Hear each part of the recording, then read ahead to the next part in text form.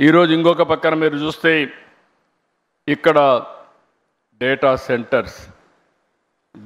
Centre రావడానికి ప్రధానమైనటువంటి కారణం ఆంధ్రప్రదేశ్లో గ్రీన్ ఎనర్జీ. ఈరోజు రవి గారికి కూడా చెప్తున్నా, మీకు లోకేష్ గారు ఒక మాట అన్నారు, మినిస్టర్ గారు. ఆ రోజు ఆయన వచ్చి 99 పైసలకే ల్యాండ్ ఇస్తే ఎకరా గేమ్ చేంజర్ అవుతుందన్నాడు.